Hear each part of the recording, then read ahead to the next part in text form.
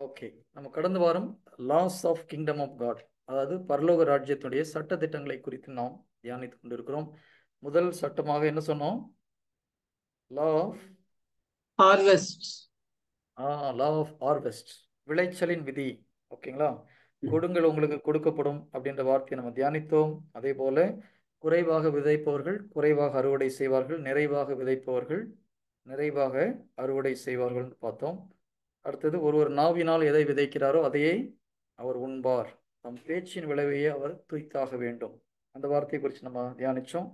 அடுத்தது மார்க் 19 29 30 இறை வார்த்தைகள்.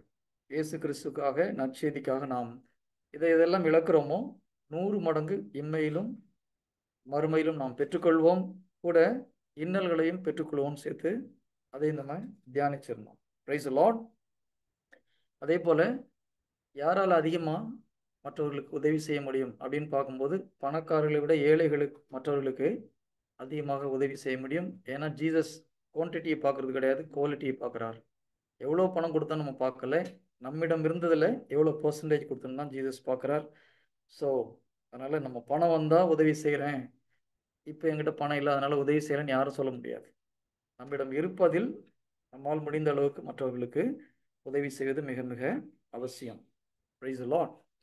இன்னொரு முக்கியமான மிஸ்டேக்ஸ் ஒரு சில மக்கள் செய்வது என்னன்னா, யாருக்கு நம்ம உதவி செய்கிறோமோ அவர்களிடம் திருப்பி நம்ம அந்த உதவியை எதிர்பார்ப்பது. சரி, உலகப்பூர்வமாக பார்த்தீங்கன்னா நீங்கள் விதைச்ச இடத்துல போய் அறுவடை பண்ணலாம், ஆனால் பரலோக ராஜ்யத்தில் விளைச்ச இடத்துல அறுவடை பண்ண சொல்லி ஆண்டவர் சொல்லலை, ஆண்டவரை நம்பி விதைக்க சொல்றார். அப்போ யாருக்கிட்ட நம்ம எதிர்பார்க்கணும்? கடவுள்கிட்ட தான் எதிர்பார்க்கணும். இயேசு கிறிஸ்துவை நம்பி நாம் உதவி செய்கிறோம். உதவியை நம்மளுக்கு உதவி தேவைப்படும் போது நாம் இயேசு கிறிஸ்துவிடம் எதிர்பார்க்கணும், தவிர உதவி செய்தவங்ககிட்ட எதிர்பார்க்கக்கூடாது. உதாரணமாக ஒரு சகோதரன் தன்னுடைய சகோதரனை கஷ்டப்பட்டு படிக்க வைக்கிறார், நல்ல விஷயம் இல்லையா? அவருடைய வாழ்க்கையை சாக்ரிஃபைஸ் பண்ணி குடும்பத்தில் அண்ணன் தம்பிங்களெல்லாம் படிக்க வைக்கிறார். அவர் வயசாகும்போது ஒரு தேவைன்னா அண்ணன் தம்பிக்கிட்ட எதிர்பார்க்கக்கூடாது, கடவுள்கிட்ட எதிர்பார்க்கும். கடவுளை நம்பி தான் உதவி செய்யணும். அண்ணன் தம்பி பின்னால் நமக்கு உதவி செய்வான்னு நினச்சிட்டு உதவி செஞ்சால் நிறைய பேர் ஏமாந்து போகிறாங்க. நான் ஏற்கனவே ஒரு முறை சொன்னேன், கடந்த தியானத்தில் பூண்டியில் ஒரு சகோதரர் ரொம்ப, ஆனால் அவருடைய சுச்சுவேஷன் வந்து பார்த்தா யாருக்குமே ஒரு வேதனையான ஒரு காரியங்கள். தன்னுடைய 3 தங்கைகளுக்கு திருமணம் செய்து 2 தம்பிங்களுக்கு நினைக்கிறேன் திருமணம் செய்து வைத்து அவருடைய மனைவி பிரசவத்துக்கு ஒருத்தரும் வரல. அவர் சொல்றாரு, 3 தங்கச்சியுடைய பிரசவத்துக்கு நான் பக்கத்தில் எங்கள் அம்மா மாதிரி பக்கத்துல இருந்து பார்த்துக்கிட்டேன் பிரதர், என்னுடைய மனைவி அட்மிட் பண்ணும்போது ஒரு தங்கச்சியோட வந்து எட்டி பார்க்கலன்ற. வேதனையாக தான் இருக்குது கேட்கும்போது. ஆனால் நான் என்ன சொல்கிறேன், வாழ்க்கையில் இப்படிலாம் வரும், ஆனால் மக்கள்கிட்ட எதிர்பார்க்காதீங்க, கடவுளை நம்பி நீங்கள் செய்யணும். நான் சொல்கிறது புரியுதான்? நிறைய பேர் மனிதர்கள்கிட்ட எதிர்பார்க்கும் போது தான் நம்ம ஏமாற்றம் அடைகிறோம். மனிதர்கள் நம்ப முடியாது இல்லையா? மனிதன் மேல் நம்பிக்கை வைப்பவன் சபிக்கப்பட்டவன் வேதம் சொல்லு. So don't believe in any human beings. கடவுள் ஒருவரே நம்பிக்கைக்குரியவர். நம்ம செய்கிறது கடவுளுக்காக செய்யணும். கடவுள் மேல் உள்ள அன்பில் செய்கிறோம், கடவுள் மேல் உள்ள நம்பிக்கையில் மற்றவர்களுக்கு உதவி செய்கிறோம், கடவுளிடம் வந்து நம்முடைய தேவைகள் சந்திக்கப்படும். அவர் என்ன சொல்லலாம், உன்னை நரை முடிவரை உன்னை நான் தாங்குவேன். உயிரோடு இருக்கிற வரைக்கும் நம்மை தாங்க போகிறது, நம்மளை பாதுகாக்க போகிறது இயேசு கிறிஸ்து தான், மக்கள் கிடையாது. ஸோ இதில் நம்ம கரெக்டாக இருந்தோம்னா மற்றவங்களுக்கு நம்மளுக்கு கஷ்டம் வராது. அவங்க கஷ்டப்படும் போது உதவி செஞ்சு என்னுடைய கஷ்டத்திற்கு அவங்க ஹெல்ப் பண்ணலையே அப்படின்ற ஒரு எண்ணம் நமக்கு வராது. Price the Lord. கிளியரா? அதனால் யார் மேலேயும் கஷ்டப்பட வேண்டிய அவசியம் கிடையாது. யார் மேலேயாவது நம்ம கஷ்டப்பட்டோம், நம்மளுக்கு உதவி செய்யலை, நம்ம அன்பு செஞ்சவங்க நமக்கு அன்பு திருப்பி செலுத்தலாம், என்ன அர்த்தம்? நம்முடைய மிஸ்டேக் அது. கரெக்டா? இப்போ ஒரு பாம்பை போய் கையை பிடிச்சி தூக்குனா கொத்துமா கொத்தாதான்? இப்போ பாம்புடைய மிஸ்டேக்கா நம்ம மிஸ்டேக்கா? மனிதர்கள் முக்கால்வாசி பேர் அப்படிதான் இருப்பாங்க, நன்றி மறந்துடுவாங்க. ஒருவேளை அவங்க நல்லவங்களா இருக்கலாம், சூழ்நிலையை அவங்களால செய்ய முடியாமல் இருக்கலாம். ஓகேங்களா? நீங்கள் உங்களுடைய தியாகம் செய்து அவருக்கு உதவி செய்திருக்கலாம், உங்களுடைய கையிலிருந்து உங்களுக்கு சேர்த்து வச்சு தான் நீங்கள் விற்று கூட உதவி செஞ்சுருக்கலாம். அவங்க அப்படி செய்வாங்கன்னு எதிர்பார்க்க முடியாது. ஸோ அதனால் தயவு செய்து மனிதர்களை திருப்பி செய்வாங்கன்னு சொல்லிட்டு மனிதர்களுக்கு உதவி செய்யாது. ஆல்வேஸ் கடவுளை இயேசு கிறிஸ்துவ நம்ம நம்புகிறோம், இயேசு கிறிஸ்துவை அன்பு செய்கிறோம், அதனால மற்றவங்களுக்கு உதவி அவர் செய்ய சொல்றார், செய்கிறோம். அவர் மேல் உள்ள நம்பிக்கையில், அவர் மேல் உள்ள அன்பில் நம்ம செய்கிறோம், அவர் நம்மை பாதுகாப்பார். Praise the lord. தயவுசெய்து இதில் கிளியராக இருங்க. நிறைய சகோதர சகோதரிகள் மன கஷ்டப்படுறதுக்கு ஒரு முக்கியமான காரணம் இது. நிறைய பேர் வாழ்க்கையில் ஒரு சிலர் மன்னிக்க முடியாமல் போகிறதுக்கு இது ஒரு முக்கியமான காரணம். பெற்ற பிள்ளைகளாக இருந்தாலும் எதிர்பார்க்காதீங்க, ஆண்டவர் மட்டும் எதிர்பார்க்கும். அவங்க செஞ்சாங்கன்னா சந்தோஷம். நான் இது ஒரு ஒரு தியானத்தில் சொல்லும்போது ஒரு ஒரு சகோதரருக்கு பயங்கர கோவம் வந்துச்சு. என்ன பிரதர், பிள்ளைங்களை எதிர்பார்க்கடான்னு சொல்லிங்க, பிள்ளை என்ன சூப்பராக வச்சுக்கிறான். பிள்ளை சூப்பராக வச்சுக்கிறான்னு யாருடைய கிரேஸில் வச்சுக்கிறான்? கடவுள் கொடுத்த கிருபையினால கிரேஸாக வச்சுக்கிறான். நாளைக்கு இதே பிள்ளை மாற மாட்டான்றது கேரண்டி கிடையாது. ஓகேங்களா? அதனால் நம்ம பிடித்து கொள்ள வேண்டியது இயேசு கிறிஸ்துவை மாத்திரம். Praise the lord. ஹல்லேலூயா. இன்னொரு ஒரு டவுட் மக்களிடம், அதாவது இந்த தசம பாகம் கொடுக்கறது இதெல்லாம் வந்து பழைய ஏற்பாட்டு காலம், புதிய ஏற்பாட்டில் எங்கேயும் சொல்லலை அப்படின்னு ஒரு சிலருக்கு ஒரு ஆர்குமெண்ட் பண்ணுறாங்க. ஒரு சிலர் என்ன பண்ணுறாங்க, இது வந்து சட்டத்தில் கொடுக்கப்பட்டது இல்லையா, வேத பிரமாணம் தான் இந்த தசம பாகம். இப்போ நம்ம வந்து சட்டத்திற்கு அப்பாற்பட்டவர்கள், அதனால நம்ம இந்த தசம பாகம் கொடுக்க வேண்டாம் அப்படின்ற ஒரு சில வாக்குவாதங்கள். இதில் நிறைய கன்ஃபியூஷன் என்று பார்த்தீங்கன்னா ஒவ்வொருத்தரும் ஒரு மாதிரி சொல்கிறாங்க. நம்ம ரொம்ப டீட்டெயிலாக போகணும் அவசியம் கிடையாது. ஒன்று, நம்முடைய திருச்சபையில் இதை பற்றி 10% கொடுக்கணும்னு சொல்லலை. ஓகேங்களா? அதனால நம்ம ஸ்ட்ரிக்டாக சொல்ல முடியாது. பட் கொடுக்கும் பொழுது ஆசீர்வதிக்கப்படுவீர்கள், அது நிச்சயம். இப்போ அபிரகாம் எடுத்துக்கோங்க. அபிரகாம் சட்டங்கள் கொடுக்கப்படுவதற்கு முன்பாகவே இருக்கிறார். திருச்சட்டங்கள் மோயிசன் வழியாக கொடுக்கப்பட்டது. அபிரகாம் மோயிசனுக்கு முன்னால் வந்தார் இல்லையா? ஆனால் மெல்கிசதேக் என்ற அந்த தலைமை குழுவை பார்க்கும் பொழுது 10% அவருக்கு போய் காணிக்கை செலுத்துறார் இல்லையா? அப்போ சட்டம் கொடுக்கப்படுவதற்கு முன்பாகவே இந்த தசமமாகன்றது இருக்குது. அவர் கட்டாயத்தின் பேரில் அபிரகாம் கொடுக்கல, மகிழ்ச்சியோடு ஒரு வெகுமதிப்பாக போய் கொடுக்குறார். அப்போ கடவுளுக்கு நம்ம காணிக்கை செலுத்துறது சட்டத்துக்கு முன்னாலேயும் இருக்குது. சட்டத்துக்கு அப்பாற்பட்டவங்களும் காணிக்கை செலுத்துறாங்க. புதிய ஏற்பாடில் இயேசு கிறிஸ்துவை ஒரு இடத்துல கிளியரா சொல்றாரு.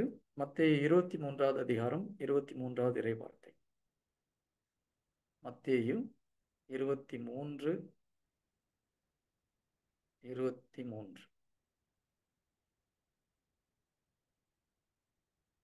இதே மாதிரி ஒரு வசனம் 23வது அதிகாரம் 23வது வசனம் ஒன்று இருக்குது எண்ணாகமத்தில். என்ன வசனம் அது? பாப்புலர் வசனம். எண்ணாகமும் 23:23. என்னை வழிபடு, நான் உன்னை ஆசீர்வதித்து இஸ்ரவேலுக்கு எதிராக மந்திர மாயமும் இல்லை, யாக்கோபுக்கு எதிராக எந்த குறி சொல்லலும் இல்லை. Okay, good. அதே போல மத்தேயு 23:23. இதுல ஜீசஸ் வந்து பரிசேயர்களை திட்டுறாரு.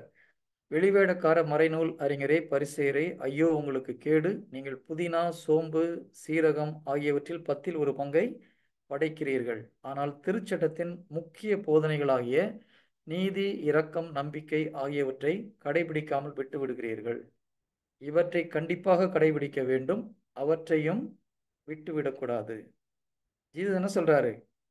திருச்சட்டத்துடைய முக்கியமான நோக்கம் நீதி, இரக்கம், நம்பிக்கை, அன்பு. இதை கம்பல்சரியாக கடைபிடிக்கணும். நான் அதே நேரத்தில் இந்த தசமம் கொடுக்கறதையும் நீங்க விட்டுவிடக்கூடாதுன்னு சொல்றார். Price the Lord. ஓகே, நான் நார்மலாக அந்த தசமபாவத்தை பற்றி டச் பண்ணுறது கிடையாது. ஏன்னா இது ஒரு கான்ட்ரவர்சியல் சப்ஜெக்ட் மாத்திரம் இல்லை. எடுக்கும்போது ஓகே, இவரும் எல்லாரும் போல பணத்தை எதிர்பார்க்குறான்ற ஒரு தாட் உங்களுக்கு வர்றதுக்கு வாய்ப்பு உண்டு. பட் இருந்தாலும் உங்களுடைய ஆத்ம நன்மைக்காக நான் சொல்கிறேன். எனக்கு கொடுங்கன்னு சொல்லலை, ஊழியத்துக்காக கொடுங்க. கத்தோலிக்க திருச்சபையில் ஊழியர்களுக்கு கொடுங்க. மறைபரப்பு பணிக்காக கொடுங்க. ஏன்னா நம்ம கேத்தலிக் சர்ச்சில் எவாஞ்சலைசேஷன் ரொம்ப குறைஞ்சிக்கிட்டே வருது. உண்மையிலே சொல்கிறேன், கத்தோலிக்க திருச்சபையில் மறைபரப்பு பணி மிக மிக குறைந்து கொண்டு வருகிறது. ஒரு சில லே பீப்புள் சின்சியராக ஊழியம் பண்ணுறவங்களுக்கும் வருமானம் இல்லாமல் கஷ்டப்பட்டுட்டு அவங்க ஊழியத்தை கண்டினியூ பண்ண முடியல, இல்லைன்னா கடன் பிரச்சனை மாட்டிட்டு அவஸ்தைப்படுறாங்க. ஸோ உண்மையான ஊழியர்களுக்கு உதவி செய்யுங்கள். உங்களுக்கு எங்கே உண்மையான இறை வார்த்தை கொடுக்கப்படுதோ அவங்களுக்கு உதவி செய்யுங்க. இது நற்செய்தி பணிக்காக சொல்கிறேன், நான் வேற ஒன்றும் கிடையாது. Praise the lord. Hallelujah. Okay, so முதல் விதி harvest, the law of harvest அல்லது கொடுங்கள் உங்களுக்கு கொடுக்கப்படும், அந்த எடுத்தோம். விளைச்சலின் விதி. ஓகே, இரண்டாவது நம்ம சொன்னோம் அந்த ஃபர்ஸ்ட் இது எடுக்கும்போதே நான் சொன்னேன், ஜீசஸ்ட்ட எனக்கு ரொம்ப பிடிச்ச விஷயம், உங்களுக்கு பிடிச்ச விஷயம்லாம் கேட்டோம். ஒரு முக்கியமான விஷயம், இயேசு கிறிஸ்துங்க இந்த உலகத்துக்கு வந்தது, ஓகே, பரலோக ராஜ்யத்தை நிறுவ, அதுல முக்கியமாக நம்மை பாவத்திலிருந்து விடுவிக்க, சாத்தானுடைய செயல்களை தொலைக்க, இதெல்லாம் ஓகே. இந்த விடுதலை எல்லாம் கொடுக்கிறது ஒரு பக்கம். நீங்க சிலுவையில பார்த்தீங்கன்னா, இயேசு கிறிஸ்துவின் சிலுவை மரணம் ஒன்று, உயிர்த்தெழுதல் ஒன்று. உயிர்த்தெழும் போது அது கம்ப்ளீட் ஆகுது. அப்போ நம்முடைய பாவத்துக்கெல்லாம் பரிகாரம் அவர் சிலுவையிலே செய்து முடிக்கிறார். ஆனா ரிசரக்ஷன் வரும்போது என்ன ஆகுது? எல்லாத்திலிருந்து நம்மளை புதுப்பிக்கிறார். அது ரொம்ப முக்கியம். இழந்து போன அனைத்தையும் நாம் மீட்டுக் கொள்வது இயேசு கிறிஸ்துடைய உயிர்ப்பின் வல்லமை. இப்போ ஒரு பாவத்துல நம்ம விடுறோம், பாவத்துல இருந்து மன்னிப்பு இயேசு கிறிஸ்து கொடுக்கிறார். அதோட மன்னிச்சுட்டு விட்டுறாரா? மீண்டும் அந்த பாவத்தை விடாமல் இருக்கக்கூடிய கிருபையை கடவுள் கொடுக்கிறார். ரெண்டு விஷயம் இருக்குது. இயேசு கிறிஸ்துவ செய்தது, நம்மை ஒரு பிரச்சனையிலிருந்து விடுவிக்கிறார், கட்டுக்களிலிருந்து விடுவிக்கிறார், பாவத்தின் கட்டுகளிலிருந்து விடுவிக்கிறார், பண வறுமையின் கட்டுக்களிலிருந்து விடுவிக்கிறார். எந்த விதமான சாத்தானின் செயலிலிருந்து நம்மளுக்கு விடுதலை கிடைக்குது. அதற்கு அடுத்த செயல் மீண்டுமாக பழைய வாழ்க்கைக்கு, முன்னைய வாழ்க்கைக்கு நம்மை அழைத்து செல்கிறார். ஒரு புதிய வாழ்க்கைக்கு நம்மை அழைத்து செல்கிறார். இந்த ரெண்டு விஷயம் ஜீசஸ் செய்கிறார். இது ரொம்ப முக்கியம். ஆண்டவர் எனக்கு பாவத்திலிருந்து மன்னிப்பு கொடுத்தார், அது மாத்திரம் கிடையாது. அந்த விடுதலை கொடுத்த அப்புறம் மீண்டும் பாவத்தில் விழாமல் இருக்கிறதுக்குள்ள கிருபையை கொடுக்கிறார். அது ரொம்ப முக்கியம். ஒரு கடன் பிரச்சனை என்னை விடுவித்தார், மீண்டும் கடன் பிரச்சனை மாட்டாம இருக்கிறதுக்குள்ள ஞானத்தையும் கிரேஸையும் கொடுக்கிறார். ஓகேங்களா? ஒரு நோயிலிருந்து விடுவித்தார், மீண்டும் நோய் வராம பாதுகாக்கிறதுக்குள்ள பாதுகாப்பை நமக்கு கொடுக்கிறார். இப்ப நம்ம பேதுரு 1 பேதுரு 2:23 பார்க்குறோம். 1 பேதுரு 2:23, ஓகே, 24, சாரி. அவருடைய தழும்புல நம்ம குணமாகிறோம். இது நோய் வந்த அப்புறம் கடவுளுடைய வாக்குறுதியால் நம்ம குணம் பெற்றுக்கொள்வது. இன்னொன்று, நோய் வராம இருக்கிறதுக்குள்ள தடுப்பூசி ஆண்டு கொடுக்கிறார். கரெக்டா? நிறைய பேர் தடுப்பூசி போடுறது கிடையாது, நோய் வந்த அப்புறம் ட்ரீட்மெண்ட்டுக்கு வரான். தடுப்பூசி எந்த வசனம்? நோய்க்கு தடுப்பூசி எது? வாதை உன் கூடாரத்தை அணுகாது. Very good. திருப்பாடல்கள் 91:10 பார்த்தீங்கன்னா, தீங்கு உனக்கு நேரிடாது, வாதை உன் கூடாரத்தை அணுகாது. இதை தினமும் நம்ம அறிக்கை செய்து விசுவசிச்சோம்னா நமக்கு தீங்கு நேரிடாது இல்லையா? எந்த ஒரு ஆக்சிடென்ட்டும் வராது, நோயும் வராது இல்லையா? கடவுள் கொடுத்த வாக்குறுதி. இப்போ நம்ம ஒன்று நோய் வந்த அப்புறம் நம்மளை குணப்படுத்திக் கொள்வது, ஒன்று நோய் வராமல் நம்மை பாதுகாத்துக் கொள்வது. திருப்பாடல் 103:5 என்ன சொல்லுது? என் இளமை கழுகின் இளமை என புதிய பொலிகிறோம். இதை நீங்க அடிக்கடி அறிக்கை பண்ணும்போது உங்களுடைய உறுப்புகள், உடல் உறுப்புகள் எல்லாம் புதுப்பிக்கப்படும், நோய் வராது. யாருக்குமே முகத்துல சந்தோஷமே இல்லையே. நோய் வராம ஆண்டு வாக்குத்தத்தம் கொடுத்துருக்காருன்ற ஒருத்தர் முகத்துல ஒரு பூரிப்பே இல்லையே. எதனால? இது நம்பினீங்கன்னா சந்தோஷப்படணும் இல்லையா? சரி, நம்ம ஆண்டவர் மாதிரி ஆண்டவர் உலகத்தான், வேற யாரும் ஆண்டவரே கிடையாது. ஓகேயா? ஜீசஸ் கிட்ட வரும்போது இட்ஸ் ஒண்டர்ஃபுல் காட். நோயில் வராமல் இருக்கிறதுக்கு தடுப்பூசியும் கொடுக்குறார், நோய் வந்தா அதுல இருந்து வெளியில வர்றதுக்குள்ள விடுதலையும் எப்படி பண்றதுன்னு சொல்றார். திரும்பி நோய் வர இளமையா இருக்கிறது எப்படின்னு சொல்லி கொடுக்குறார். இளமையா இருக்க முடியுமா? நிறைய பேர் வயசாகி போச்சு, வாயில வயசாகி போச்சு, வயசா போச்சுன்னு சொன்னீங்கன்னா வயசாகிடும். இப்படி சொல்லாதீங்க. வயசானாலும் இளமையா இருக்க முடியும். கரெக்டா? வயதானாலும் இளமையாக இருக்க முடியும். பைபிளில் நம்ம நிறைய கேரக்டர் பார்க்கணும். எனக்கு ரொம்ப பிடிச்ச இந்த விஷயத்துல ரொம்ப பிடிச்ச ஒரு கேரக்டர், டக்குன்னு எனக்கு வரல பேரு, காலேப் இல்லையா? 80 வயதுல 40 வயது இளமை எனக்கு இருக்குன்னு சொல்றார். 80 வயசுல 40 வயசுடைய இளமை, அரக்கர்களை எதிர்த்து போராடக்கூடிய சக்தி எனக்கு உடம்புல இருக்குன்னு சொல்றாரு. போயிட்டு அரக்கர்களை எதிர்த்து போராடுறார். அவர் தான் அரக்கர்களை எதிர்த்து போராடி அந்த இடத்தை கைப்பற்றார். 80 வயசுல ஒரு மனுஷன் போருக்கு போக முடியும். நம்மளால நம்ப முடிஞ்சதுன்னா போருக்கு போகலாம், நம்பிக்கை தான். அப்ரஹாம பாருங்க, 75 வயசுல குழந்தை கிடையாது, இதுக்கப்புறம் குழந்தை பிறக்காதுன்றாங்க.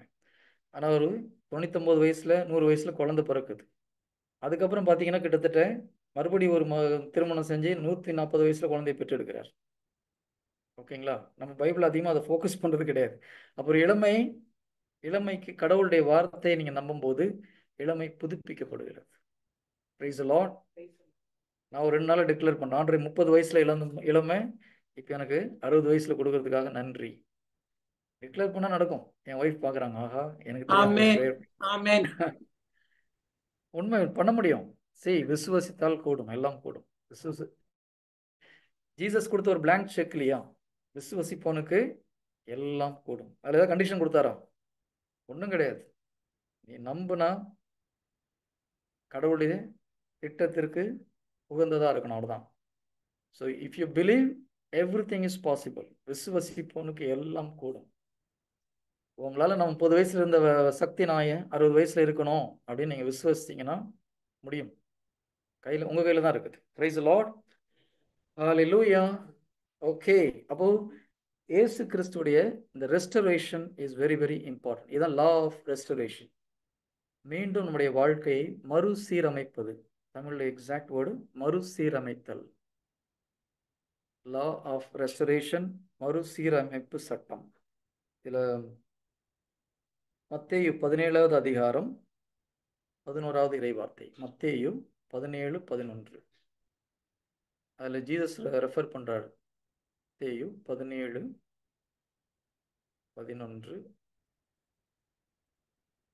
இயேசு அதற்கு மறுமொழியாக, எலியா வந்து எல்லாவற்றையும் இன்னொருத்தர் கேட்கிறாரு, எலியா வந்து எல்லாவற்றையும் சீர்படுத்த போகிறார் என்று கூறுவது உண்மையே? சரி, ஜீசஸ் சொல்ற வார்த்தை, எலியா வந்து எல்லாவற்றையும் சீர்படுத்த போகிறார் என்று கூறுவது உண்மையே.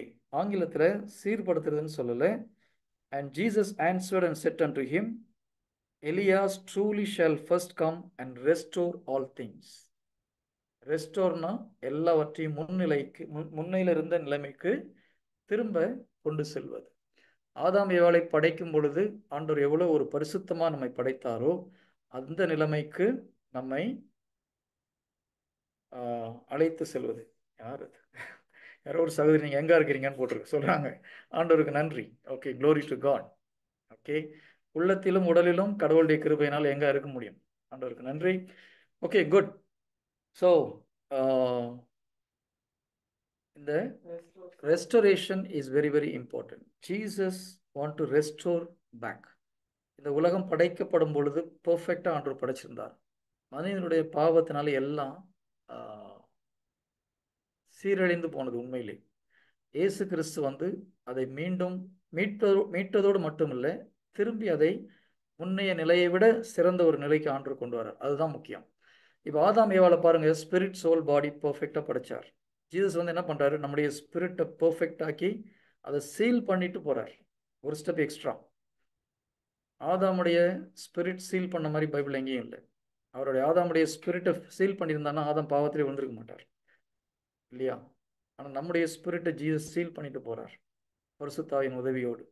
ஸோ இப்போ இயேசு கிறிஸ்துடைய உயிர்த்தெழுதின் வல்லமை நமக்குள்ள செயல்படும் பொழுது நம்ம ஆதாமு போல இருக்க வேண்டிய அவசியம் இல்லை, இயேசு கிறிஸ்துவை போல வாழ முடியும். எது பெட்டர்? ஆதாமு போல வாழ்றது பெட்டரா, ஜீசஸ் போல வாழ்றது பெட்டரா? ஜீசஸ் மாதிரி போல தீமையை கடவுள் நன்மையா மாத்தினாரா, மாத்தலையா? மாத்தினார்.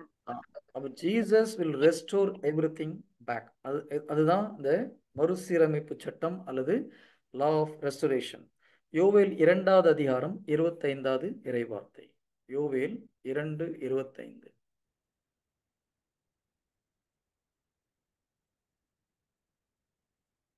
யோவேல் 2வது அதிகாரம் 25வது இறைவார்த்தை. ஓகே, நான் உங்களுக்கு எதிராக அனுப்பிய என் பெரும் படையாகிய வெட்டுப்புழுக்கள், இளம் வெட்டுக்கிளிகள், துள்ளும் வெட்டுக்கிளிகள், வளர்ந்த வெட்டுக்கிளிகள் ஆகியவை அழித்துவிட்ட பருவ பலன்களை உங்களுக்கு மீண்டும் தருவேன். இது ஒரு அருமையான ஒரு இறை வார்த்தை. இதுல ஜீசஸ் பிதா என்ன சொல்றாரு பழைய ஏற்பாட்டுல, நான் உங்களுக்கு எதிராக அனுப்பிய என் பெரும் படையாகிய வெட்டுப்புழுக்கள். நம்ம இஸ்ரேல் மக்கள் எகிப்தில் அடிமைத்தளத்திலிருந்து ஜீசஸ் பிதா மீட்டு கொண்டு வரும் பொழுது என்ன ஆகுது, அங்க வெட்டுக்கிளையெல்லாம் அனுப்பி அவனுடைய பயிர்களை எல்லாம் தின்ன வைக்கிறார். அவருடைய விளைச்சல்களை காலி பண்றார். அதுக்கு ஒப்புமைப்படுத்தி இந்த இடத்துல பிதா சொல்ற ஒரு வார்த்தை, எப்பொழுது நாம் பாவம் செய்கிறோமோ, கடவுளுக்கு எதிராக வாழ்கிறோமோ, என்ன ஆகுது, நம்முடைய பாதுகாப்பு விலக்கப்படுது. நல்லா ஞாபகம் வச்சுக்கோங்க. இந்த வார்த்தை இப்படி இருக்குது. என்னுடைய உண்மையான அர்த்தம், பிதா நம்மளுக்கு எதிராக நோயையும் தீமையும் அனுப்புறது கிடையாது. நிறைய பேர் அப்படி சொல்கிறோம். ஆனால் சரி ஒன்று கிளியராக புரிஞ்சுக்கிறது நல்லது. பழைய ஏற்பாட்டில் இஸ்ரேல் மக்கள்கிட்ட எல்லாமே பிதா கையிலேருந்து வருது அப்படின்ற ஒரு கான்செப்டில் பைபிள் எழுதப்பட்டது. இல்லைன்னா மக்களுக்கு புரியாது. அதனால எல்லாமே கடவுள் கண்ட்ரோலில் இருக்குது. நல்லதும் என் கையிலேருந்து வருது, தீயதும் என் கையில் இருந்து வருதுன்னு சொல்லி பைபிள் சொல்லுது. ஆனால் ஆக்சுவலாக தீமையின் பிறப்பிடம் கடவுள் கிடையாது. புதிய ஏற்பாட்டில் அதை யாக்கோபு தெளிவுபடுத்துகிறார். கடவுள் நன்மையின் பிறப்பிடம், தீமையுடைய பிறப்பிடம் கிடையாது. கடவுள் ஒளி, அவரிடம் இருள் கிடையாது. ஓகே, அப்போது இதை நம்ம கரெக்டாக புரிஞ்சுக்கணும். எப்படின்னா, நாம் எப்பொழுது கடவுளுடைய சட்டத்திட்டங்களை மீறுகிறோமோ நம்முடைய பாதுகாப்பு விலக்கப்படுகிறது. ஆட்டோமேட்டிக்காக தண்டனை நமக்குள்ளாக வருது. இப்போ பழைய ஏற்பாட்டில் பார்க்குறோம், மக்கள் பாலைவனத்தில் நடந்து போயிட்டு இருக்கிறாங்க, கடவுளுக்கு எதிராக முணுமுணுக்கிறாங்க. அப்போ என்ன ஆகுது? எப்பொழுது கடவுளுக்கு எதிராக முணுமுணுக்கிறார்களோ அவங்கள சுற்றி வைத்திருந்த பாதுகாப்பை கடவுள் விளக்குறார். ஆட்டோமேட்டிக்காக பாம்பு எல்லாம் உள்ளே வந்து கடிக்குது. இப்போ ஆண்டவர் பாம்பை ஏவி விட்டாருன்னு சொல்லலாமா, இல்லை அவங்க பாவத்தினால பாதுகாப்பை இழந்து போய் தண்டனைக்குள்ள மாட்டினாங்கன்னு சொல்லலாமா? எது உண்மை? எது சரியான ஒரு வார்த்தை? பாவத்தினால் பாதுகாப்பு பாவத்தினால் புரியுதுங்களா? இதை பாதுகாப்பு. நம்ம ஏதோன் தோட்டத்துக்கும் கொண்டு போகலாம். ஏதோன் தோட்டத்தில் பாம்பு தான் வஞ்சிச்சது. இவங்க பாவம் செஞ்சாங்க, பிதா வெளியில துரத்தி விட்டாங்க. வெளியில போனதுக்கு பிதா துரத்தி விட்டார், அதனால வெளியில போயிட்டாங்கன்னு சொல்லலாமா, இல்லை பாம்பு ஏமாத்துச்சுன்னு சொல்லலாமா, அல்லது இவங்க பாவத்தில் விழுந்ததுனால இதெல்லாம் வந்ததுன்னு சொல்லலாமா? எது சரியான விடை? இவங்க இவங்க பாவத்துல பாவத்தில் விழுந்ததால்.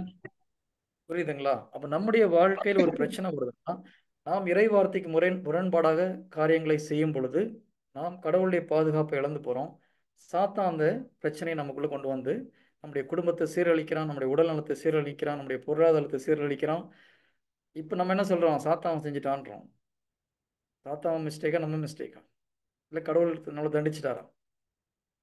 நிறைய பேர் கடவுள் என்ன தண்டிச்சிட்டார், நான் என்ன பாவம் செஞ்சோம் அப்படி ஒரு சிலர் கேட்குறாங்க. நான் என்ன பாவம் செஞ்சுட்டேன், கடவுள் என்ன தண்டிக்கிறார்? நம்ம பாவம் செய்யலையா? யாராவது ஒரு மனத்தை சொல்ல முடியுமா நான் இன்னும் பாவம் செய்யலைன்னு சொல்லிட்டு? ஸோ நாம் செய்த தவறு நம்முடைய பாதுகாப்பை நம்ம இழந்து போகிறோம். சாத்தான் நம்முடைய வாழ்க்கையில் பிரச்சனையை கொண்டு வரோம். ஓகே, இப்போ இயேசு கிறிஸ்துவின் நம்ம உண்மையிலே மனம் திரும்பி வரும் பொழுது நமக்கு பாவத்திலிருந்து விடுதலை கொடுக்கிறார். அடுத்தது நம்முடைய தவறுகளினால் நம்முடைய வாழ்க்கையில் நாம் இழந்து போன அனைத்தையும் திரும்ப மீண்டும் பெற்றுக்கொள்ள முடியும். அதுக்கு தான் இந்த வார்த்தை. இந்த வார்த்தையில் ஆண்டவர் என்ன சொல்றாரு?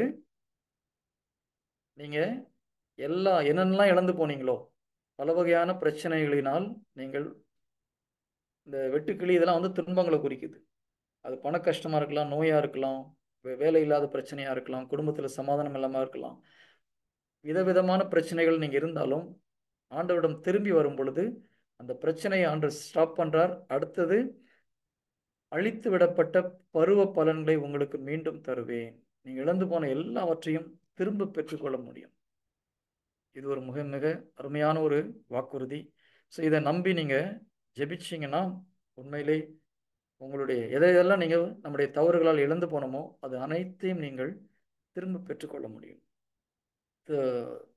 ரெவலேஷன் திருப்பாடல் திருவெளிப்பாடு 25வது அதிகாரம் 21வது அதிகாரம் 5வது இறைவார்த்தை. 21:5 25:5 ஒரு செகண்ட். ரெவலேஷன் 21:5 21:5 இந்த வார்த்தையை வச்சு நீங்கள் கிளைம் பண்ணலாம். அப்பொழுது அரியணையில் வீற்றிருந்தவர், இதோ நான் அனைத்தையும் புதியது ஆக்குகிறேன், இவ்வாக்குகள் நம்பத்தக்கவை உண்மையுள்ளவை என எழுதி வைன்றார். ஸோ நீங்கள் யோவேல் 2:25 வார்த்தையை வச்சு கிளைம் பண்ணும்போது ஃபஸ்ட்டு மன்னிப்பு கேட்கணும். நம்ம செய்த தவறுகளுக்காக மன்னிப்பு கேட்கணும். அன்று என்னுடைய மிஸ்டேக்னால ஆதாம் ஏவாள் ஒருத்தர் மேலே ஒருத்தர் பழி போட்ட மாதிரி நம்ம சாத்தான் பழிய என்னுடைய வாழ்க்கையை ஏமாற்றிட்டான் இந்த மாதிரிலாம் சொல்லாமல், இல்லை என்னுடைய பிரதரால் இந்த பிரச்சனை, எங்கள் அப்பாவால் இந்த பிரச்சனை, எங்கள் அம்மாவால் நான் கஷ்டப்படுறேன், அவங்களால கஷ்டப்படுறேன், இவங்களால கஷ்டப்படுறேன், எல்லாத்தையும் தூக்கி தூர போட்டு என்ன பண்ணணும்? ஆண்டவரே என்னுடைய தவறு நம்ம பொறுப்பு வைக்கணும். அது ரொம்ப முக்கியம். நிறைய நேரத்தில் நம்முடைய தவறை நாம் ஒத்துக்கொள்ளாமல் என்ன பண்ணுறோம்? அவங்க இப்படி பண்ணாங்க, இவங்க இப்படி பண்ணாங்க. நம்முடைய வாழ்க்கையில் நாம் பாவம் செஞ்சோன்னா நம்ம தான் பொறுப்பு. ஓகேங்களா? ஒருத்தர் நம்மளை ஏமாற்றிட்டாங்க, ஃபைன். மன்னிக்காமல் இருக்கிறது யார் பொறுப்பு? யாருடைய விஷயம்? நம்ம தான் மன்னிக்கணும். ஏமாந்து போகிறது யாருடைய மிஸ்டேக்? அவரோட மிஸ்டேக். ஒருத்தன் கரெக்ட். ஏமாந்து போற யாரும் மிஸ்டேக்? நம்ம மிஸ்டேக் இல்லையா? கடவுள் கொடுத்த ஞானத்தை நம்ம பயன்படுத்தல, கடவுள்கிட்ட நம்ம கேட்கல. ஒரு காரியத்தை செய்யறதுக்கு முன்னாடி அவர்கிட்ட நம்ம ஜெபித்து உதவி கேட்டிருந்தோம்னா கடவுள் நம்மளை சரியா அறிவுரை கூறியிருப்பார். கடந்த வாரம் சகோதரி மெசேஜ் எடுக்கும்போது சொன்னாங்களே, உங்களுக்கு பின்னால் இருந்து ஒரு குரல் கேட்கும், இடப்பக்கம் வலப்பக்கம் எந்த பக்கம் போகணும், ஒரு குரல் நம்மை வழி நடத்தும். ஆண்டவருடைய குரல் நம்மை வழி நடத்தும், அவனுடைய வார்த்தை நம்மை வழி நடத்தும். பிரைஸ் தி லார்ட், ஹalleluya. இந்த மெசேஜ் இறுதியில் நம்ம இந்த வார்த்தையை வச்சு நம்ம ஒரு முறை ரெஸ்டோர் பண்ணலாம். லாஸ்ட் வீக் ஜெபிச்சோம், மறுபடியும் ஒரு முறை இந்த வார்த்தை இந்த யோவேல் 2:25 வைத்து இயேசு கிறிஸ்துவின் உயிர்த்தெழுதலின் வல்லமையை வைத்து நம்ம ஜெபிக்கலாம். இது வந்து டூமினஸ் பவர்னு சொல்லுவாங்க. கிரீக்ல டூமினஸ் அப்படின்னா உயிர்த்தெழுந்த வல்லமைன்னு அர்த்தம். அந்த உயிர்த்தெழுந்த வல்லமை நம்முடைய வாழ்க்கைக்குள் வரும் பொழுது எல்லாம் புதுப்பிக்கப்படும், அழிந்து போன எல்லாம் புது படைப்பாக மாற்றப்படும். சந்தோஷமா இருக்கா இல்லையா? வாழ்க்கையை புதுப்பிக்க முடியும் கடவுளால். உங்கள் உடலை புதுப்பிக்க முடியும், உங்களுடைய மனசை புதுப்பிக்க முடியும், உங்கள் குடும்பத்தை புதுப்பிக்க முடியும், உங்களுடைய உறவுகளை புதுப்பிக்க முடியும். ஜீசஸ் வேண்டான்னு சொன்ன உறவுகளை புதுப்பிக்கணும்னு ஜெயிக்காதீங்க. சில உறவுகள் இயேசு கிறிஸ்து வேண்டான்னு சொல்லியிருப்பார், அந்த உறவுகளை திரும்பி நினைச்சு பார்க்காதீங்க, விட்டு போகட்டும். கடவுளுக்கு பிரியமில்லாத உறவுகள் நம்முடைய வாழ்க்கையில் தேவையில்லை. Price the Lord. ஓகே, மூன்றாவது விதி, லா ஆஃப் மல்டிப்ளிகேஷன், பெருக்கல் விதி. லா ஆஃப் மல்டிப்ளிகேஷன் உங்களுக்கு எல்லாம் தெரிந்த விதி தான், ஆனால் நீங்கள் இதை ப்ராக்டிஸ் பண்ணுறீங்களான்றது தான் கொஸ்டின். சிம்பிள் லா. இயேசு கிறிஸ்து 5000 பேருக்கு உணவை பங்கிட்டு கொடுப்பதற்கு முன்பாக என்ன செய்கிறார்? யோவான் 6வது அதிகாரம் 11, 12 இறை வார்த்தைகள். யோவான் 6வது அதிகாரம் 11, 12. இது வந்து 2 அப்பங்களையும் 5 அப்பங்களையும் 2 மீன்களையும் கொண்டு 5000 பேருக்கு. யோவான் 6வது அதிகாரம் 11, 12. John chapter 6 verse 11 and 12. இயேசு அப்பங்களை எடுத்து கடவுளுக்கு நன்றி செலுத்தி அமர்ந்திருந்தோருக்கு கொடுத்தார். அவ்வாறே மீன்களையும் பகிர்ந்தளித்தார். அவர்களுக்கு வேண்டிய மட்டும் கிடைத்தது. அவர்கள் வயிறார உண்டபின் ஒன்றும் வீணாகாதபடி எஞ்சிய துண்டுகளை சேர்த்து வையுங்கள் என்று தம் சீடரிடம் கூறினார். ஓகே, இதுல ஜீசஸ் என்ன பண்றாரு? பிதாவே 5000 பேர் இருக்கிறாங்களே, எப்படியாவது இதை பலுகி பெருகி மல்டிப்ளை பண்ணுங்கன்னு ஜெபிச்சாரா? நன்றி என்ன பண்ணிருக்கோம்? நன்றி என்ன சொன்னார். பண்ணிருக்கோம்? ஆண்டவரே, கையில நான் கடன் கொடுக்க வேண்டியது 10 லட்சம் இருக்கு, என் கையில 10,000 ரூபா தான் இருக்குது, ஏதாவது பண்ணுங்க ஆண்டவரே, அப்படி ஜெபிப்போம். ஆனா ஜீசஸ் எப்படி ஜெபிக்கிறார்? அந்த 10,000த்துக்கு நன்றி சொல்றார் இல்லையா? இந்த நன்றி சொல்றதுக்கு இப்போ இந்த சூழ்நிலையில நீங்க நன்றி சொல்லணும். உங்களுக்கு கடன் நிறைய இருக்குது, கையில பணம் கம்மியா இருக்குது. எப்போ நன்றி சொல்ல முடியும்? கடவுள் இந்த பெரிய கடத்தை அவரால் அடைக்க முடியும்னு எப்போ நீங்க விசுவசிக்கிறீங்களோ அப்போதான் நன்றி செலுத்த முடியும் இல்லையா? நன்றி செலுத்துறது 2 விஷயம். ஒன்று கிராட்டிடியூட், அதாவது நன்றி உணர்ந்த உள்ளம். இன்னொன்று நம்பிக்கை. இது 2 அவசியமா இருக்குது. நன்றி உணர்வு அவசியமா இருக்குது, அடுத்தது நம்பிக்கை அவசியமாக இருக்கிறது. ஓகே, இது கூட இல்லாமல் எத்தனை பேர் இருக்கிறாங்க? இது எனக்கு இந்த அளவுக்கு எனக்கு கொடுத்துருக்கீங்க ஆண்டவரே, இந்த 10,000 ரூபாய் கையில் இருக்கு, அது வரைக்கும் அதுக்கு நன்றி. ஸோ இருக்கிறதுக்கு நன்றி சொல்றது மிக மிக அவசியமாக இருக்கிறது. உங்கள் கையில் இருக்கிறதுக்கு நீங்கள் நன்றி சொன்னீங்கன்னா உங்கள் தேவைகள், இந்த கையில் உள்ளது பலுகி பெருகும். பிஸ்னஸ் பண்ணுறோம், இந்த மாதம் இவ்வளோ தான் வருமானம் வந்தது. வேலைக்கு போகிறோம், எனக்கு சம்பளம் இவ்வளோ தான் வருது, என்னுடைய தேவைகள் இவ்வளோ இருக்குது. இப்படி நீங்கள் குறைவுபடும் பொழுது இருக்கிறதும் குறைஞ்சிடும். ஓகேங்களா? இது கொடுத்ததுக்கு நன்றி ஆண்டவரே, ஆண்டவர் இதை பலுகி பெரு செய்வான்னு நம்பினீங்கன்னா ஆட்டோமேட்டிக்காக கடவுள் இந்த உங்களுடைய வருமானத்தை பெருப்பார். வெறும் வருமானம் மாத்திரம் கிடையாது, எல்லா விஷயத்திலையும் சொல்கிறேன். இருப்பதுக்கு நன்றி சொல்லுங்க.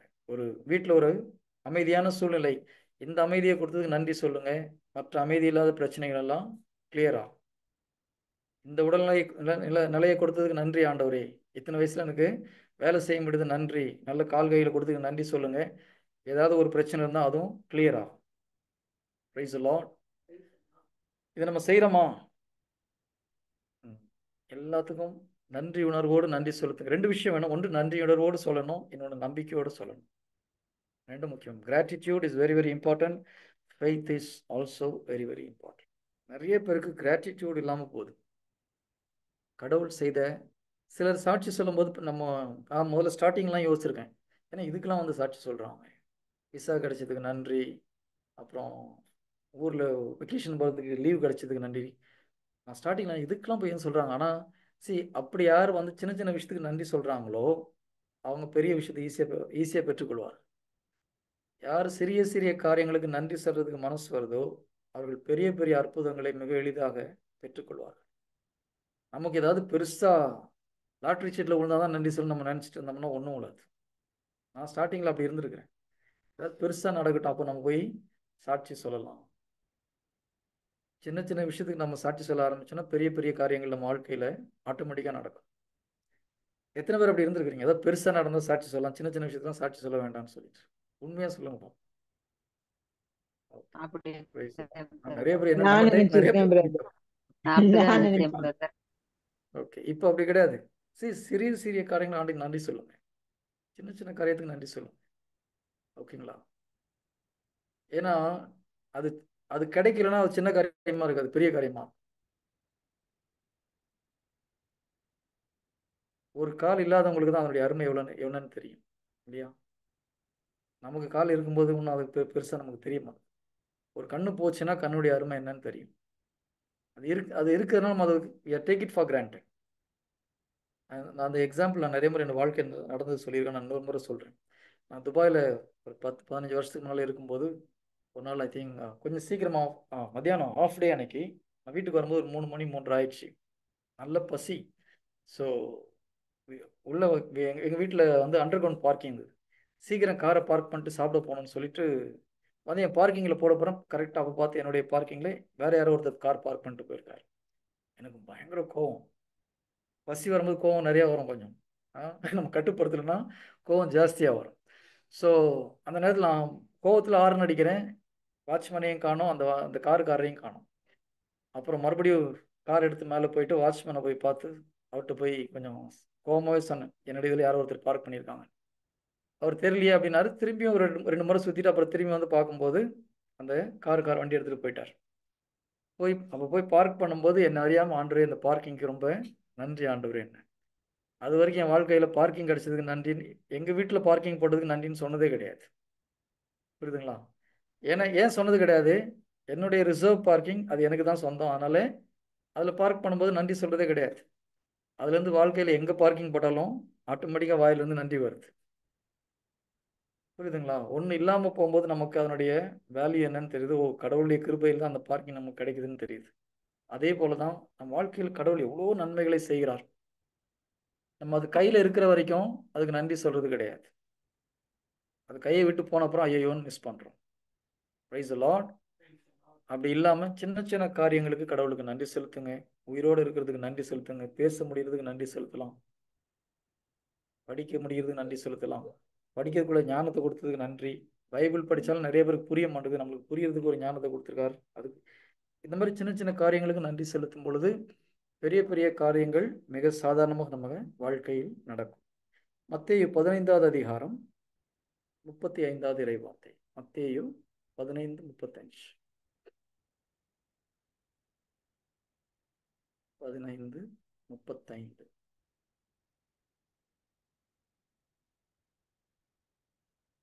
இதுலயும் பாருங்க, தரையில் அமருமாறு மக்களுக்கு அவர் கட்டளையிட்டார். பின்பு அந்த 7 அப்பங்களையும் மீன்களையும் எடுத்து கடவுளுக்கு நன்றி செலுத்தி பிட்டு சீடர்களிடம் கொடுக்க அவர்களும் மக்களுக்கு கொடுத்தார்கள். அனைவரும் வயிறார உண்டனர். மீதியாயிருந்த துண்டுகளை 7 கூடைகள் நிறைய எடுத்தனர். இதில் 4000 மக்களுக்கு பங்கிட்டு கொடுத்த ஒரு நிகழ்ச்சி. இங்கேயும் ஜீசஸ் என்ன பண்றாரு? பிதாவுக்கு நன்றி செலுத்துறார். 7 அப்பங்களையும் மீன்களையும் எடுத்து கடவுளுக்கு நன்றி செலுத்துகிறார் இல்லையா? ஸோ அப்போ நம்ம ஜெபிக்கும் போது நன்றி செலுத்துறோம் சொல்றாங்க. எதனால் நன்றி செலுத்தணும்? கிடைக்குன்ற நம்பிக்கையில நன்றி செலுத்தணும். அன்றே இந்த சிறிய தொகை என் கையில் கொடுத்ததுக்கு நன்றி. இதை நீங்கள் பழகி பெருகி என்னுடைய கடத்தை கிளியர் பண்ணுறதுக்காக நன்றி. ஆட்டோமேட்டிக்காக அது சரியாகும். இதுதான் நம்பிக்கை. Praise the lord. ஹல்லேலூயா. உண்மையிலே நன்றி நமக்கு இருந்ததுன்னா கடவுளுக்கு ஏதாவது செய்யும் இல்லையா? நிறைய பேர் நான் பார்க்குறேன். இங்கே நம்முடைய ஜெபத்துக்கு வராங்க, கடவுளிடம் ஏதாவது நன்மையை பெற்றுக்கொள்கிறார்கள். ஒரு சில மக்கள் தொடர்ந்து வந்து தங்களுடைய ஆஹ், தேவைகளை மறுபடியும் சொல்றாங்க. ஒரு சிலர் இறை வார்த்தையை தெரிந்து கொள்ள விரும்புகிறார்கள். ஒரு சில சகோதர சகோதரிகளை தெரிந்து கொண்டு மற்றவங்களுக்கு போய் கடவுளுடைய வார்த்தையை அறிவிக்கிறாங்க. ஒரு சிலர் தேவைக்காக மாத்திரம் கடவுள்கிட்ட வராங்க. சரி, நம்ம எல்லோருமே ஒரு சில சந்தர்ப்பங்களில் கடவுள்கிட்ட ஏதாவது கிடைக்கணும் வந்திருக்கலாம். ஆனா அந்த நிலையில இருந்துடக்கூடாது இல்லையா? அதன் பிறகு இறை வார்த்தையை நாம் சுவைக்க ஆரம்பிக்கும் பொழுது கடவுள் எனக்கு இந்த உதவியை செஞ்சாரே, நம்ம என்னை போல துன்பப்படுற ஒரு மக்களுக்கு ஏதாவது செய்யணும் அப்படின்ற ஒரு எண்ணம் நமக்கு வருவது மிக மிக அவசியம். அதுதான் நன்றி உணர்வு. கரெக்டா? நான் ஒரு காலத்துல நோயில் இருந்தேன், கஷ்டப்பட்டுட்டு இருந்தேன். ஆண்டவர் என் நோயிலிருந்து விடுவித்தார்.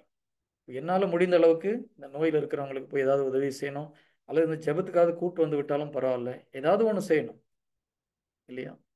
எனக்கு தெரிந்த நாங்கள் ஒரு முறை ஒரு ஒரு ஸ்ரீலங்காவை சேர்ந்த ஒரு ஆன்ட்டி, நான் அப்போ வந்து எனக்கு வயசு ரொம்ப கம்மி, 38 39 வயசு இருக்கும். அவங்களுக்கு அப்போ கிட்டத்தட்ட ஒரு 55 60 வயசு இருக்கும் அந்த ஸ்ரீலங்கன் ஆன்ட்டிக்கு. அவங்களுக்கு கவுன்சிலிங் கொடுக்கும்போது என்னுடைய ஸ்பிரிச்சுவல் எல்டர் கவுன்சிலிங் கொடுத்தா, நான் டிரான்ஸ்லேஷனுக்காக பக்கத்தில் உட்காந்துட்டு அப்போது அவருக்கு ஒரு காட்சி கடவுள் கொடுத்தார். ஒரு 12 விலை மதிக்க முடியாத ஒரு மிகுந்த ஒரு ஸ்டோன் அவங்களுடைய ஒரு கிரீடத்தில் வச்சிருக்கிற மாதிரி காமிச்சார். அந்த ஆன்ட்டியுடைய ஒரு கிரீடத்தில் 12 விலை மதிப்பில்லாத ஒரு கற்களை பொதிச்சு வச்சிருக்கிறத இந்த என்னுடைய ஸ்பிரிச்சுவல் எல்டர் காட்சியில் பார்க்குறார். அப்போ அவர் கேட்டார், நீங்கள் ஏதாவது நிறைய தான தர்மம்லாம் பண்ணியிருக்கீங்களா அப்படின்னு சொல்லிட்டு. இப்போ அவங்க சிரிச்சுட்டே சொன்னாங்க, நான் சாப்பாட்டுக்கே கஷ்டப்பட்டுட்டு இருக்கேன், நான் எங்கே தான தர்மம்லாம் பண்ண முடியும். அப்புறம் கொஞ்ச நேரம் கழிச்சு ஆவியானவர் அந்த சகோதரிக்கு உணர்த்தினார். அவங்க சொன்ன வார்த்தை இதுதான்: இந்துவாக இருந்தாலும் சரி, முஸ்லீமாக இருந்தாலும் சரி, எந்த மதத்தில் உள்ளவங்களா இருந்தாலும் சரி, அவங்க ஆஃபீஸ் வந்தால் ஜீசஸ் பற்றி அவங்ககிட்ட சொல்லுவாங்க, பயப்பட மாட்டாங்க. இந்த யுஏஇ அரேப்ஸ் இருந்தாலும் ஜீசஸ் பற்றி அவங்ககிட்ட சொல்லுவாங்க தைரியமாக. அப்படி சொல்லி ஒரு 12 பேரை அவங்க ஒரு ஜெபக்குழுக்கு எடுத்துகிட்டு போய் விட்டாங்க. இவங்க போய் ஏதாவது உங்க கஷ்டம்னா ஆண்டுக்கு உங்களை சரி பண்ணுவார், நோயினா கடவுள் உங்களை காப்பாற்றார் சொல்லி கூட்டு போய் அந்த ஜெபக்குழுல போய் விட்டாங்க. அதுக்காக கடவுள் என்ன பண்றாரு, அப்படி அவங்க போய் ஜெபக்குழு விட்டதில் 12 பேர் இயேசு கிறிஸ்துவை ஏற்றுக்கொண்டார்கள். அதற்காக அவங்களுடைய ஜீவ கிரீடத்தில் 12 ஸ்டோன்ஸ் வைக்கப்பட்டிருக்கிறது. Praise the lord. ஹல்லேலூயா. இதை நம்மளால செய்ய முடியுமா முடியாதா? Praise இதை Lord. நம்மளால செய்ய முடியும் முடியுமா முடியாது? தாராளமா முடியும். முடியும் ஓகேங்களா? brother. மைக்கு கொடுத்து நம்ம பேசினாதான் ஊழியம் கிடையாது. ஏதாவது ஒரு வகையில் கடவுளுக்கு நாம் ஊழியம் செய்ய வேண்டும். உட்கார்ந்து ஜெபிக்கிறது, நைட்டில் நமக்கு நேரம் கிடைக்கும் போது ஆத்மாக்கள் கடவுள்கிட்ட வரணும்னு ஜெபிக்கிறது ஒரு ஊழியம் தான் இல்லையா? கடவுளை பற்றி அறிவிப்பது ஒரு ஊழியம். ஜெபக்கூட்டத்துக்கு எடுத்துகிட்டு வந்து விடுறது ஒரு ஊழியம். பணத்தால் தாங்குவது ஒரு ஊழியம். நம்மளால என்ன முடியுதோ அது. நம்ம ஊழியர்களை உற்சாகப்படுத்துறது ஒரு ஊழியம். நாங்கள் ஒரு மாதிரி ஜெபிக்கும் போது ஒரு சகோதரிக்கு அவங்க கேட்டாங்க, என்னுடைய ஊழியம் என்ன அப்படின்னு கேட்டாங்க, பல வருடங்களுக்கு முன்பாக. அப்போ ஆண்டவர் சொன்னார், ஊழியர்களை உற்சாகப்படுத்துகிற ஒரு ஊழியம் இந்த சகோதரிக்கு அப்படின்னு சொல்லிட்டு. அப்படி ஒரு ஊழியம் கேள்விப்பட்டிருக்கீங்களா? ஊழியம் செய்கிறவங்களே உற்சாகப்படுத்துகிற ஒரு ஊழியம். அந்த சகோதரி இப்போ நம்ம ஊழியத்தில் இருக்கிறாங்க. நம்ம ஜீசஸ் மினிஸ்ட்ரியில் ஒரு முக்கியமான ஒரு வேலை செஞ்சுட்டு இருக்கிறாங்க. Price the Lord. அவங்க ஸ்டார்ட் பண்ணும்போது அந்த ஊழியத்தை ஆண்டவர் கொடுத்தார், ஊழியர்களை உற்சாகப்படுத்துகிற ஊழியம். இப்போ நம்ம ஜீசஸ் மினிஸ்ட்ரியில் ஒரு முக்கியமான பொறுப்பில் அவங்க இருக்கிறாங்க. கொடுத்த ஒவ்வொரு வேலையும் பெர்ஃபெக்டாக பண்ணுறாங்க. கடவுள் அவங்கள மேலும் மேலும் ஆசீர்வதிக்கிறார். அதனால் எடுத்தவொடனே நான் அப்படி ஆயிடுவேன்னு சொல்கிற, நம்மளுக்கு என்ன வேலை கொடுக்குறாங்களோ அதை நம்ம செய்யணும் ஏதாவது ஒரு வகையில். நான் முதல்ல ஒரு 6 மாதம் சேர் தான் எடுத்து போடுவேன். துபாயில் மக்கள் இருந்தால் அப்போ இருந்தீங்களான்னு தெரியல. நான் ஸ்டார்டிங்கில் ஒரு 6 மாதம் சேர் எடுத்து போகிறது, ரூம் க்ளீன் பண்ணுறது, மியூசிக் சிஸ்டம் அந்த ஸ்பீக்கர்ஸை கொண்டு வந்து வைக்கிறது, இதுதான் என்னுடைய வேலை. ஐயோ, எனக்கு உண்மையிலே சொல்கிறேன், அது நிம்மதியான ஒரு வேலை. புரியுதுங்களா? மெசேஜ் ப்ரிப்பேர் பண்ணணும், இந்த பிரச்சனைலாம் டென்ஷன்லாம் கிடையாது. எல்லாம் பர்ஃபெக்டாக அரேஞ்ச் பண்ணி விட்டோம்னா நமக்கு ஒரு திருப்தி. ஆனால் நான் ஊழியம் மெசேஜ் கொடுக்குற காலத்துலேயும் சேர் அரேஞ்ச் பண்ணுறது எனக்கு ஒரு பயங்கர ஒரு சந்தோஷம் தான், ஒரு திருப்தி உண்டாது. ஏன்னா ஃபிசிக்கலாக நம்ம ஒரு காரியத்தை செய்கிறோம் இல்லையா? ஸோ கடவுளுடைய ராஜ்யத்தில் எல்லா ஊழியமே அருமையான ஊழியம். அதை எந்த அளவுக்கு நம்ம மகிழ்ச்சியோடு செய்கிறோன்றது ரொம்ப ரொம்ப முக்கியம். செய்வதை கடவுளுக்காக செய்கிறோமா? ஏதோ சேர் எடுத்து போட சொன்னாங்க, போடுறோன்னு சொல்றதுக்கு பதிலாக ஆண்டவருக்காக இந்த சேர் எடுத்து போகிறேன்னு செய்யும் பொழுது உண்மையிலே கடவுளுடைய பார்வையில் அது மிகவும் விலையேற பெற்ற ஒரு ஊழியம். Praise the lord. ஹல்லேலூயா. இன்னைக்கு நான் உங்க முன்னால் பேசிட்டு இருக்கேன்னா ஜீசஸ் பேச சொல்ல பேசுகிறேன். அவரே கூப்பிட்டு ஒரு 6 மாதம் பேசாமல் வாய மூடிட்டுனா நிம்மதியாக பேசாமல் இருப்பேன் நான். அதுதான் ஊழியம். சொல்றது செய்யறதுக்கு பேர் தான் ஊழியம். கரெக்ட் தானே? ஊழியனா இந்த ஊழியக்காரனை யாரு? வேலைக்காரன். வேலைக்காரனுடைய வேலை என்னது? எஜமான் என்ன சொல்றாரோ அதை செய்யணும். அதான் வேலைக்காரனுடைய வேலை. கரெக்டா? நாங்கள் ஃபர்ஸ்ட் நம்ம தியானம் முடிச்சுட்டு வந்து ஜெபிக்கும் பொழுது ஆண்டவர் சொன்னாரு, வருஷம் இந்த வருஷம் மினிமம் 3 தியானம் நடத்தணும்னு சொல்லிட்டு. இப்போ இல்லை ஆண்டவரே, கையில் அவ்வளோ பணம் இல்லை, நான் ஒரு தியானம் நடத்தினா போதும்னு நினைச்சா என்ன ஆகும்? நம்ம ஊழியக்காரன் கிடையாது, நம்ம எஜமான் ஆயிடும். கரெக்டா? அவர் சொன்னது செய்யணும். அவர் 3னா ஓகே 3, நாங்கள் 2 பண்ணலாம்னு நினைச்சோம். ஆனால் ஜீசஸ் என்ன சொன்னார்? 3 தியானங்கள் நடத்தும். இப்போ ஜனவரியில் ஒரு தியானம் இருக்குது. மேல தியானத்துக்காக இடத்த செக் பண்ணிட்டு இருக்கிறோம். ஆகஸ்ட் தியானத்துக்கு ஏற்கனவே இதெல்லாம் புக் பண்ணிட்டோம் நாங்கள், தியான சென்டர்லாம். ஸோ கடவுள் சொல்றது செய்கிறது தான் நம்முடைய ஊழியம். Is it clear? எனக்கு இது பிடிச்சிருக்குன்னு செய்யறதுக்கு பேர் ஊழியம் கிடையாது. Praise the lord. Hallelujah. Okay, நம்ம இப்போ அந்த இன்னைக்கு இந்த 3 விதிகள் போதும். ஒன்று லா ஆஃப் ஹார்வெஸ்ட், இல்லையா, விளைச்சலின் விதி. இன்னொன்று லா ஆஃப் மல்டிப்ளிகேஷன், இன்னொன்று லா ஆஃப் ரெஸ்டரேஷன், இழந்ததை மீண்டும் பெற்றுக்கொள்வது. அடுத்தது பெருக்கல் விதி அல்லது லா ஆஃப் மல்டிப்ளிகேஷன். இருப்பதற்கு நன்றி சொல்லுங்கள், உங்களுடைய இல்லாமை இல்லாமல் போகும். நான் மறுபடியும் சொல்றேன், இருப்பதற்கு நன்றி சொன்னீர்கள் என்றால் உங்களுடைய இல்லாமை இல்லாமல் போகும். Praise the lord. ஹல்லேலூயா. கண்களை மூடி ஒப்பு கொடுப்போம். Will pray. வாழ்க்கையில் இழந்து போன அனைத்தையும் மீண்டும் பெற்றுக்கொள்வதற்காக கடவுளுடைய வார்த்தையை நாம் நம்பி ஜெபிப்போம். கண்களை மூடுவோம்.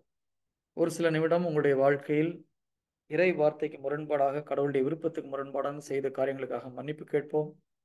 இந்த ஆசீர்வாதங்களை நீங்கள் முதலிருந்து படித்து பார்த்தீங்கன்னா, எப்பொழுது இஸ்ரேல் மக்கள் தங்களுடைய பாவங்களுக்காக மனம் வருந்தி கடவுளிடம் திரும்பி வருகிறார்களோ அப்போ அவர் சொல்றார், இதெல்லாம் நான் அழித்து போட்ட எல்லாவற்றையும் மீண்டும் நீங்கள் திருப்பி பெற்றுக்கொள்வீர்கள் என்று. கல்வாரி சிலுவையில் இருக்கிற இயேசு கிறிஸ்துவை நாம் கண்முன்னால் கொண்டு வருவோம். இயேசு கிறிஸ்து இதோ நம்முடைய பாவங்களுக்கு பரிகாரம் மாத்திரம் செய்யவில்லை, பாவத்தில் மீண்டும் விழாமல் இருப்பதற்குள்ள கிருபை நமக்கு கொடுக்கிறார். நம் வாழ்க்கையில் எதையெல்லாம் இழந்து போனோமோ அதையெல்லாம் மீண்டும் பெற்றுக்கொள்ளக்கூடிய வல்லமை அவருடைய உயிர்த்தெழுதலில் இருக்கிறது. Jesus came to restore everything back to original. உலக தொடக்கத்திலே எப்படி பிதா எல்லாவற்றையும் பெர்ஃபெக்டாக கிரியேட் பண்ணாரோ அதை நாம் மீண்டும் பெற்றுக்கொள்வதற்கு தேவையான அனைத்தையும் இயேசு கிறிஸ்து செய்து முடித்தார். ஆண்டவரே, இங்க இருக்கிற ஒவ்வொரு சகோதர சகோதரிகளையும் உமது பாதத்தில் ஒப்புக் கொடுக்கிறோம். என்னையும் உமது பாதத்தில் ஒப்புக் கொடுக்கிறேன். அப்பா, என்னுடைய 5 புலன்களினால் நான் செய்த ஒவ்வொரு பாவங்களுக்காக மன்னிப்பு கேட்கிறேன். என் கண்களினால், காதுகளினால், என்னுடைய பேச்சினால் மற்றவர்களை நான் காயப்படுத்தியிருந்தேன் என்றால் அதற்காக மன்னிப்பு கேட்கிறேன் தகப்பனே. உமது இரத்தத்தினால் என்னை கழுவி தூய்மைப்படுத்துமாறு ஒப்புக் கொடுக்கிறேன்.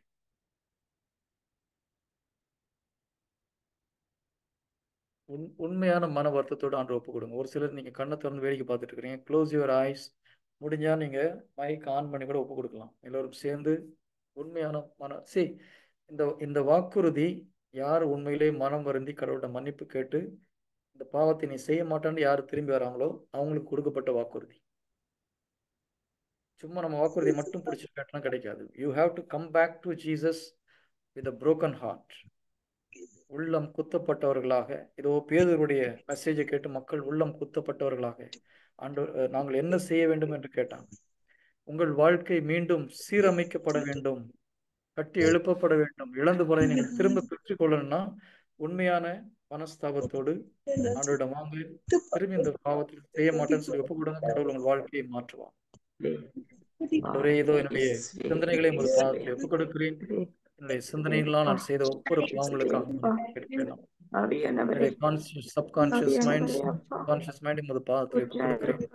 தகப்பனே, உமது இரத்தத்தினால் என்னை தூய்மைப்படுத்தும். உண்மையான மனமாற்றத்தை என்கிற ஒவ்வொரு சகோதர சகோதரிகளுக்கு ஜெபிக்கிறேன்.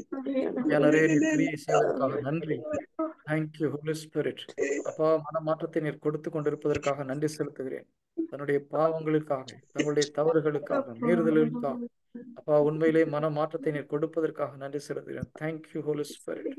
Thank you for working in this place.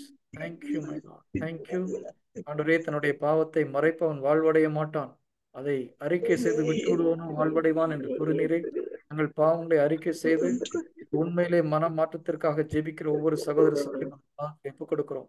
இதோ உம்முடைய கல்வாரி இரத்தத்தினால் அப்பா அவருடைய கல்வினை தூய்மைப்படுத்துமாறு ஜெபிக்கிறேன். சிந்தனைகளை தூய்மைப்படுத்தும். Thank you my Lord. அவருடைய ஐம்புலன்களை பரிசுத்தப்படுத்தும் ஆண்டவரே.